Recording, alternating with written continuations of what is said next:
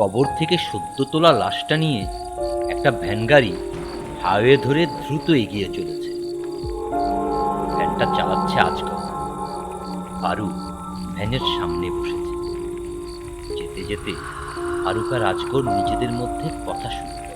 আচ্ছা, তুই ঠিকঠাক দেখেছিস তো? এই লাশটাই সে একই মানুষের লাশ তো?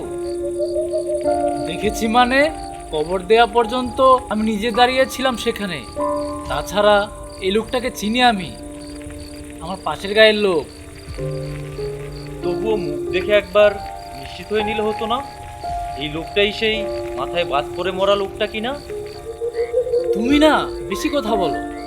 নিশ্চিত না হয়ে কিছু করিনি আমি।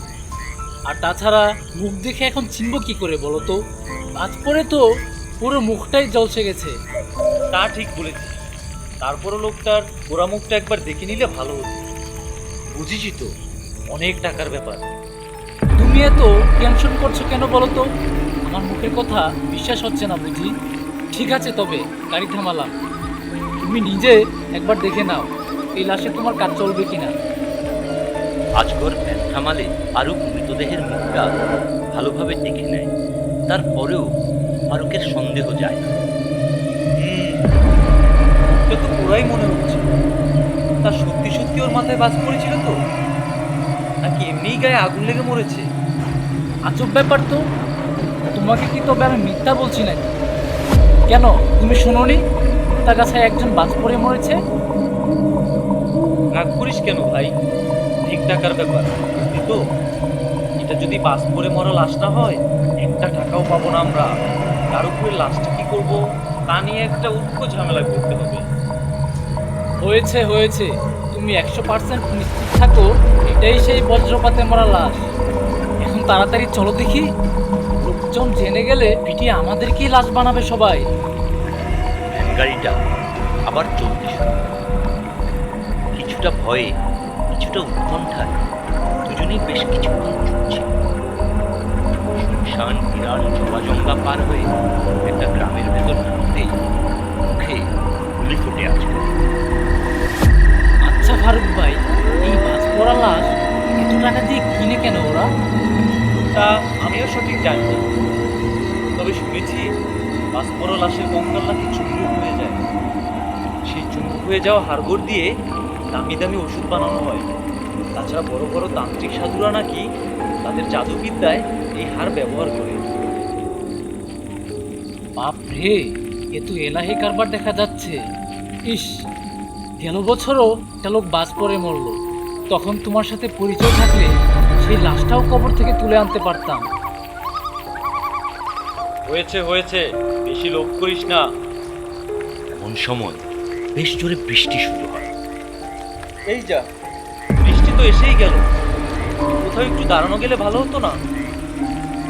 এমন সময় হঠাৎ লাশটার সারা শরীরে বিদ্যুৎ ঝলসে ওঠে। এমনকি বিভৎস ওরা মুখটাতেও ছোট ছোট বিদ্যুতের রেখা কিলবিল করতে শুরু করে। একই সাথে চোখ দুটো খুলে যায় তার। মুখে হাসি। ফারুক আর আজগর তা খেয়াল করে। তারা একটা পুরনো পরিত্যক্ত বাড়ি দেখতে পেয়ে লাশটাকে ভ্যানে রেখে বাড়িটার ভাঙা ছাউনির নিচে আশ্রয় নেয়। এ পথে মারা যাওয়া মানুষটা একা একা ভিজতে থাকে খোলা ভ্যানের শুয়ে। বৃষ্টি ধরে আসার অপেক্ষায় ছাউনির নিচে বেশ অনেকক্ষণ দাঁড়িয়ে থাকে তারা দুজন। ছাউনির নিচে দাঁড়িয়ে থাকা অবস্থায় হঠাৎ ফারুকের চোখ যায় ভ্যানটার দিকে। ভ্যানটা ঠিকই আছে, কিন্তু লাশটা নেই। খালি ভ্যানটা দেখে ফারুক আঁতকে ওঠে। সে তখনও জানে না লাশটা ঠিক তার পেছনে। ছাউনির ভেতর তাদের দুজনের মাঝখানে লাশটা দাঁড়িয়ে। ওরে বাবা, এটা কে? আজগর আর ফারুক দুজন ছিটকে দৌড় দেয় দুই দিকে।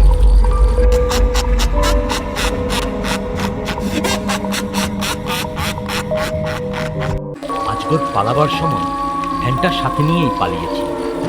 সজোরে প্যাডেল মেরে যত দ্রুত সম্ভব সে ওই এলাকা ছেড়ে বের হয়ে যাওয়ার চেষ্টা করে। হঠাৎ আজগর খেয়াল করে ভ্যানটার জায়গা ছেড়ে এক চুলো নড়ছে না। প্রচণ্ড আতঙ্কিত হয়ে জোরে জোরে প্যাডেল মারতে থাকে সে। এই সময় কাহিনী করা হাসিটা সে শুনতে পায় আবার। পেছনে তাকিয়ে দেখে সেই মরা লাশটা গলা খুলে অট্টহাসি দিচ্ছে। এক মুহূর্ত দেরি না করে ভ্যান থেকে লাফিয়ে নেমে দৌড় দেয় আজগর। তার সামনে পথ করে লাশটা তার হাত বাড়িয়ে দেয়। সেই হাতের অগ্রভাগ থেকে বিদ্যুতের তীব্র ছটা আজগরকে আঘাত করে। আজগরের শরীরটা কাঁপতে থাকে মুহূর্ত। তারপর ছিটকে পড়ে মাটি। চোখ দুটো বন্ধ, মুখ দিয়ে দর দর করে রক্ত বের হচ্ছে। আজগর মারা গেছে। অন্যদিকে ফারুক তখনও এক নাগারে দৌড়ে চলেছে। দৌড়াতে দৌড়াতে সে যখন ভাবতে থাকে সীমার বাইরে চলে এসেছে সে, তখন তার সামনে উদয় হয় মৃত লাশটা। আমাকে আমাকে ক্ষমা করে দাও। আমি আমি কিচ্ছু করিনি, সব ওই আজগরের দোষ। ওই ওই আমাকে তোমার মৃত্যুর খবর দিয়েছে। আর কোনোদিন বেসবো না, আর কখনোই এই পাপ কাজ করবো না। এবারের মতো আমাকে মাফ করে দাও, প্লিজ আমাকে মাফ করে দাও।